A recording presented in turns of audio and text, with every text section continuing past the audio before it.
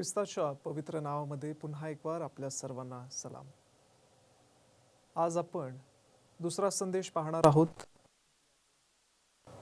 ही नवीन मालिका सुरू केलेली आहे, ज्या मालिकेचं शीर्षक आहे परमेश्वरावर लक्ष केंद्रित करणे.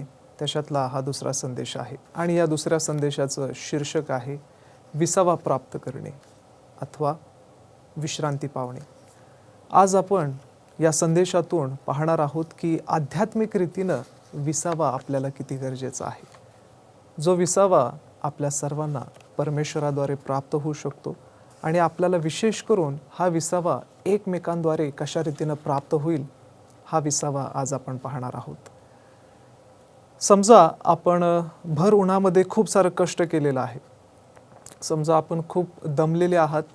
उन्हामध्ये कष्ट केलेल्यानंतर जर आपल्याला कोणी थंड पाणी आणून दिलं तर आपल्या आत्म्यास शांती प्राप्त होते किंवा विसावा प्राप्त होतो. आपल्या सर्वांचा जीव परत एकवार ताजातवाना होतो.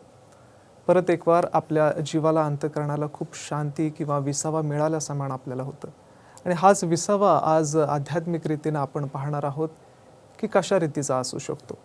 जर शास्त्रानुसार आपण पाहिलं की विश्रांती पावणे किंवा विश्रांती घेणे, विसावा घेणे म्हणजे काय, तर आपल्याला सुरुवातीला शब्दाबद्दल जास्तीत जास्त पाहायला मिळेल. आपण जर यावेळेस निर्गम याचा 31वा अध्याय आणि 17 वचनामध्ये पाहिलं तर याच्यामध्ये आपल्याला शब्दाबद्दल पाहायला मिळतं. वचनामध्ये असं म्हटलेलं आहे की माझ्यामध्ये व इस्रायल लोकांमध्ये ही निरंतरची खूण होय, कारण परमेश्वरानं 6 दिवसात आकाश व पृथ्वी निर्माण करून 7व्या दिवशी विसावा घेतला आणि त्याचा श्रम परिहार झाला. परमेश्वरानं सर्व सृष्टी निर्माण केली, 6 दिवसामध्ये हे कार्य पूर्ण केलं, परंतु 7व्या दिवशी त्यानं विसावा घेतला. आज या विसाव्याची परमेश्वराला गरज नव्हती, तर त्या विसाव्याची आपल्याला गरज आहे. म्हणून परमेश्वरानं हा विसावा घेतला आणि आपल्या सर्वांना त्याचा पवित्र शब्द दिलेला आहे, ज्या दिवशी आपण देखील विसावा घेऊ शकता. परंतु आज आपण शब्दाबद्दल शिकणार नाही. आज आपण शब्दाच्या विसाव्याबद्दल पाहणार नाही. ही विश्रांती किंवा हा विसावा थोडा वेगळा आहे, जो पौलाला त्याच्या सेवेमध्ये किंवा त्याच्या शेवटच्या काळामध्ये प्राप्त झाला. आणि हा विसावा त्याला एका व्यक्तीद्वारे प्राप्त झालेला आहे. याच्यासाठी वेगवेगळे शब्द वेगवेगळ्या बायबलमध्ये वापरण्यात आलेले आहेत. काही ठिकाणी समाधान वापरलेलं आहे, काही ठिकाणी विसावा म्हटलेला आहे. इंग्लिशमध्ये रिफ्रेशमेंट असा हा शब्द वापरण्यात आलेला आहे. आपण या वचनापर्यंत जाऊ, जिथं आपल्याला पाहायला मिळेल की कोणत्या पद्धतीचा विसावा आज पौलासाठी महत्त्वाचा ठरत आहे. 2 तिमोथेय याचा 1 अध्याय आणि 16 वचन आपल्या सर्वांसाठी आहे. सुरुवात आपण करत आहोत. सुरुवातीला असं म्हटलेलं आहे, अनेसिफराच्या घरावर प्रभू दया करो, कारण त्याने वारंवार माझे समाधान केले. जसं मगाशी मी सांगितलं की वेगवेगळ्या बायबलमध्ये वेगवेगळा शब्द वापरण्यात आलेला आहे. एक व्यक्ती आहे ज्याचं नाव आहे अनेसिफर.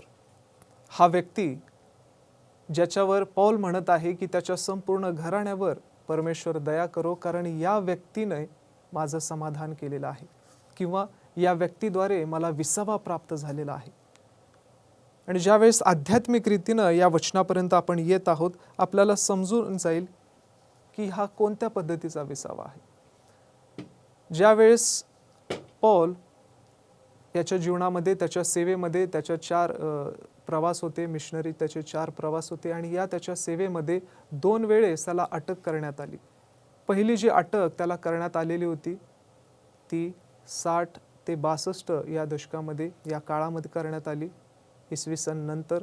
आणि तशाच रीतीनं जी त्याची दुसरी अटक होती ती त्याच्या मरणाच्या थोड्या अगोदर, म्हणजे जवळपास 67 इसवी सन नंतर या वेळेमध्ये करण्यात आली. परंतु ज्यावेळेस पहिली अटक त्याला करण्यात आलेली होती, त्या पहिल्या अटकेमध्ये जर आपण काही वचनं वाचाल, ज्या वचनामध्ये आपल्याला पाहायला मिळेल की त्या वचनाच्या आधारे आपल्याला लक्षात येतं की पौल जो स्वतःहून घर घेऊन राहू शकतो, त्या अटकेमध्ये तो स्वतंत्र आहे की लोक येऊन त्याची भेट घेऊ शकतात.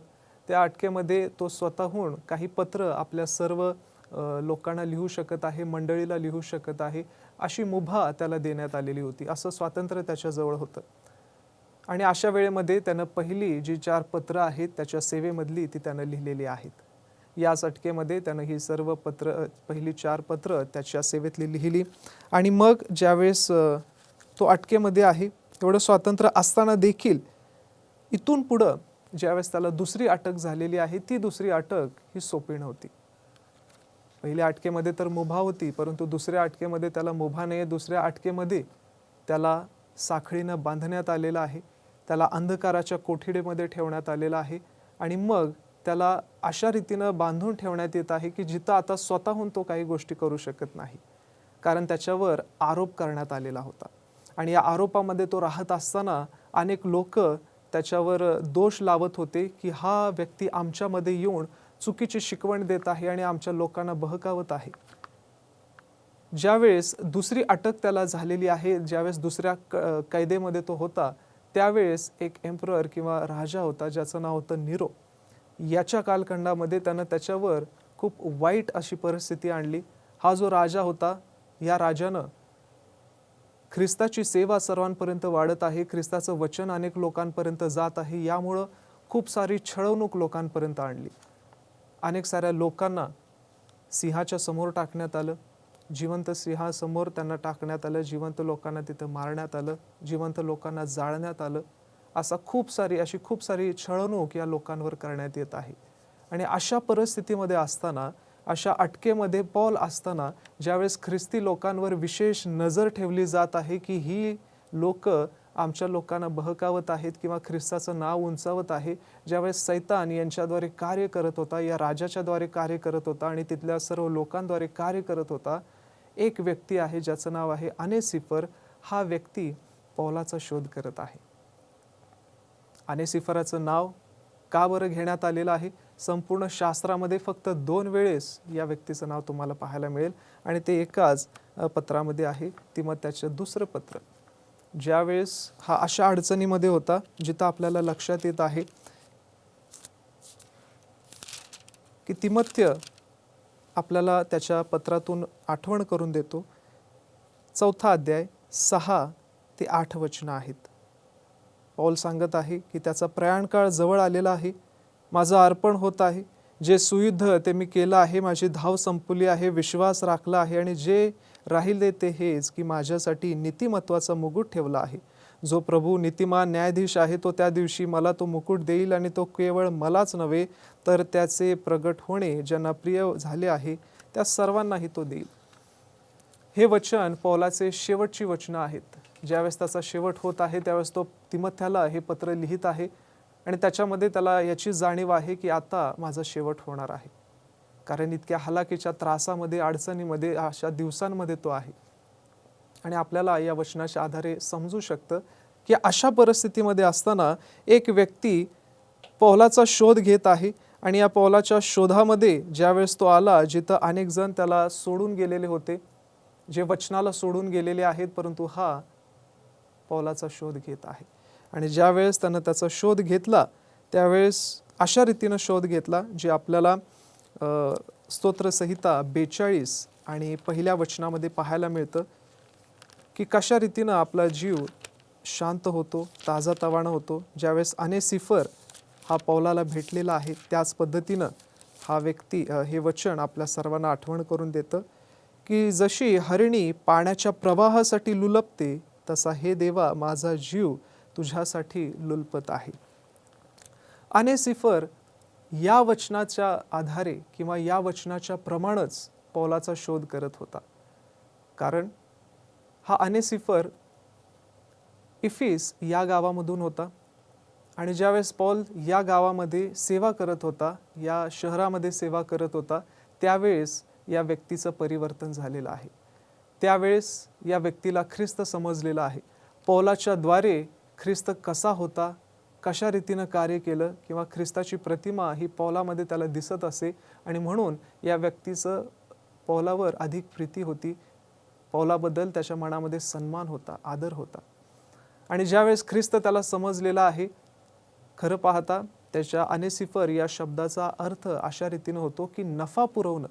आणि त्याच्या शब्दानुसार किंवा त्याच्या अर्थानुसारच त्याचं संपूर्ण जीवन होतं, की ज्यावेळेस तो पौलाजवळ गेलेला आहे त्याच्याद्वारे त्याला नफाच प्राप्त झाला किंवा काहीतरी चांगलंच मिळालेलं आहे. अनेसिफर हा विश्वासामध्ये इतका सदृढ झालेला होता, विश्वासामध्ये इतका वाढलेला होता, की त्याला वचनासाठी काहीतरी करायचं आहे. त्याला पौलाला वाचवून त्याची सेवा वाढवण्यासाठी मदत करायची आहे. हे वचन परत एक वार आपण वाचू जिथं आपण सुरुवात केलेली होती. दुसरे तिमोथेय 1 अध्याय आणि 16 वचन म्हणतं की अनेसिफराच्या घरावर प्रभू दया करो, कारण त्याने वारंवार माझे समाधान केले आणि त्याला माझ्या बेडीची लाज वाटली नाही. जिथं अनेक जण त्याला सोडून जात होते त्यावेळेमध्ये पौल म्हणत आहे की अनेसिफराला माझ्या बेडीची लाज वाटली नाही. ही बेडी सुवार्तेमुळे त्याला घालण्यात आलेली होती. ही बेडी देवाचं वचन तो सांगत आहे म्हणून त्याला घालण्यात आलेली होती. कदाचित आपल्याला अनेक वेळेस लाज वाटेल की अशा व्यक्तीसोबत आपली मैत्री आहे ज्याला अनेक जण दोषी ठरवत आहे. कदाचित आपण त्याच्या सोबत उभं राहणार नाही, कदाचित आपण त्याच्या जवळ देखील जाणार नाही, कारण त्याला सर्व लोक दोषी म्हणून ठरवत आहेत आणि तो आपला जवळचा किंवा नातेवाईक किंवा मित्र असू शकतो असं आपण जगाला सांगणार नाही. परंतु अनेसिफर हा धैर्यानं त्याच्यापर्यंत गेलेला आहे. त्याला माहीत आहे की तो देवाची सेवा करत आहे.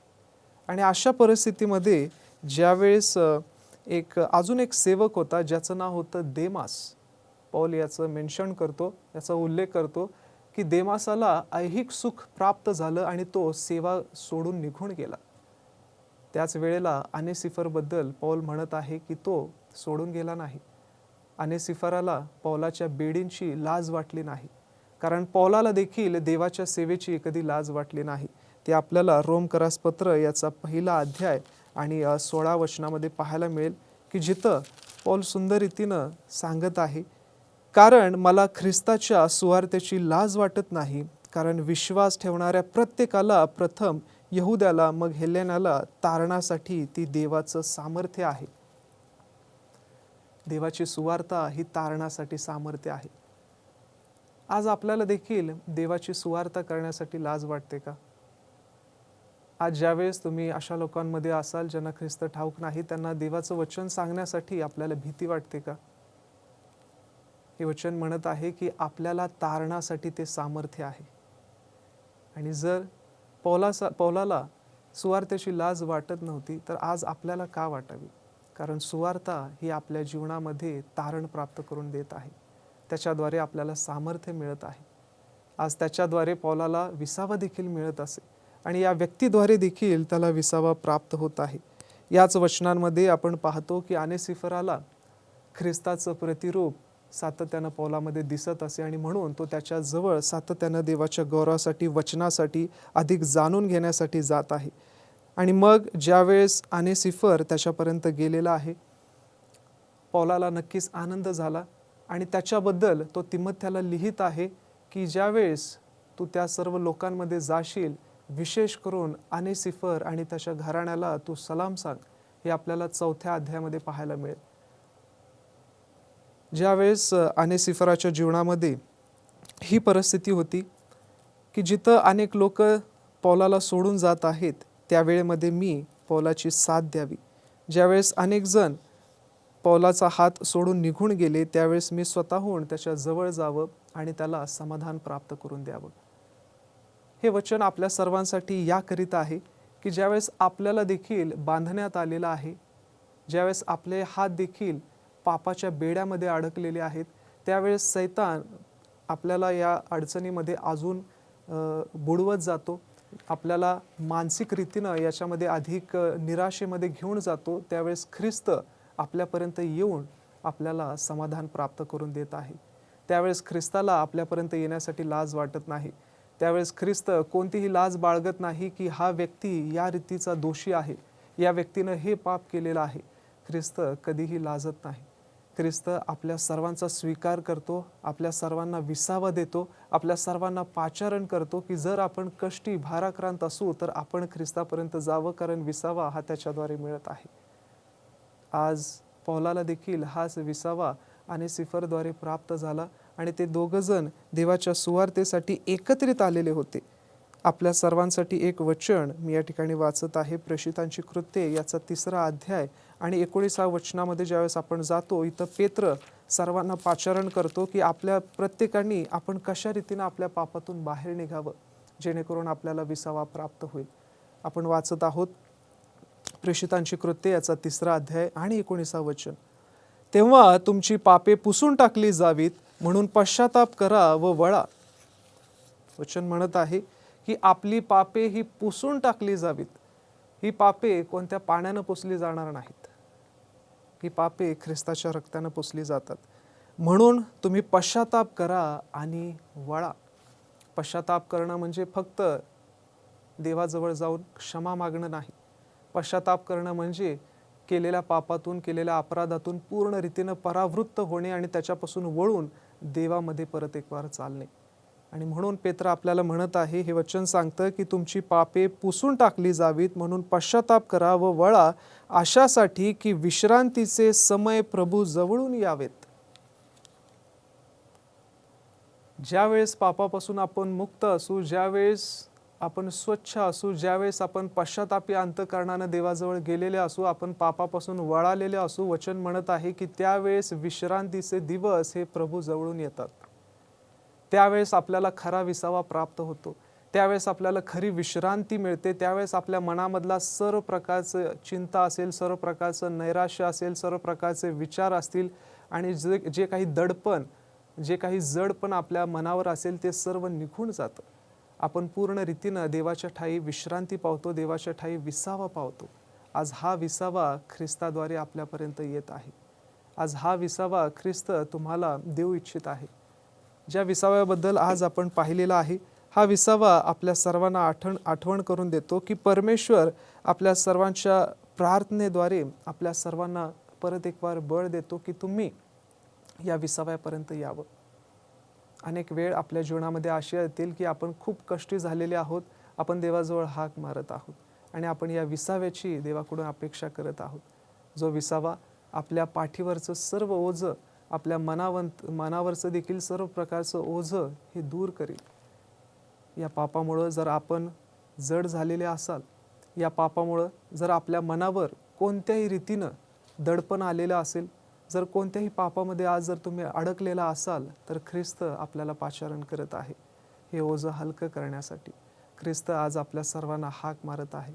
ख्रिस्त आज आपल्या सर्वांच्या जीवनामध्ये त्याची विश्रांती घेऊन येत आहे, जी विश्रांती स्वर्गीय असणार आहे. ज्या विश्रांतीमध्ये आपण सर्वजण आनंदित होऊ, ज्या विश्रांतीच्या आधारे आपल्या मनामध्ये प्रत्येक वेळेमध्ये आनंद आणि शांती असेल. आज ख्रिस्त आपल्याला इतरांपासून, जगापासून वेगळं करण्यासाठी पाचारण करत आहे. जो विसावा आज जगामध्ये कुठं सापडणार नाही, तो आज तुमच्यामध्ये दिसावा. ज्या विसाव्याची आज जगाला गरज आहे, तो विसावा आज तुमच्या घरामधून, तुमच्या हृदयामधून, तुमच्या अंतःकरणामधून बाहेर येऊ. आज या विसाव्यासाठी परमेश्वर तुम्हाला या वचनाद्वारे पाचारण करत आहे. आज हे वचन आपल्यापर्यंत घेऊन येत असताना आपण सर्वजण परत एक वार देवाच्या ठाई नम्र होऊया. हे शिकून घेऊया की माझ्या जीवनामध्ये कितीतरी अशा परिस्थिती येतील, ज्या परिस्थितीमध्ये मी माझ्या विश्वासातून पळून जावं, मी माझा विश्वास सोडावा, याचा पुरेपूर प्रयत्न सैतान आपल्या जीवनामध्ये घडवून आणेल. अनेक असे प्रसंग आपल्या जीवनामध्ये येतील, ज्या प्रसंगामध्ये आपले हात, पाय, आपले शब्द, आपले मुख हे बांधलेलं असेल. त्या सर्व वेळेमध्ये ख्रिस्त आपल्या सर्वांपर्यंत येत आहे. आपल्याला त्याच्यातून तो मुक्त करत आहे आणि आपल्याकडून अपेक्षा धरत आहे की आपण तशा परिस्थितीमध्ये देखील विश्वासू असावं. जो विसावा त्याच्याद्वारे तुम्हाला मिळेल तो सार्वकालिक असेल. परमेश्वर करो की या वचनाद्वारे तुम्हाला तो आशीर्वादित करो. आपण प्रार्थना करूया. स्तुतीस पात्र, भयास योग्य अशा आमच्या जिवंत प्रभू, आम्ही विश्वास धरलेला आहे की खरा विसावा हा तुझ्यापासून येतो. आज परमेश्वर प्रभू, अनेक जण अशा अडचणीमध्ये असतील ज्याच्यातून त्यांना बाहेर येता येत नाही, परंतु आज ज्या मनापासून, ज्या विश्वासानं ते तुझ्याजवळ येत आहेत, परमेश्वर प्रभू प्रत्येकांचा तू स्वीकार कर. ज्या पद्धतीनं एखादी हरणी पाण्यासाठी लुलपते, तसा आज प्रत्येकांचा जीव तुझ्या विसाव्यासाठी लुलपत आहे आणि तो स्वर्गीय विसावा तू प्रत्येकांना द्यावा अशी प्रार्थना आमचा तारणारा प्रभू येशू ख्रिस्त याच्या पवित्र नावात करतो. आमेन.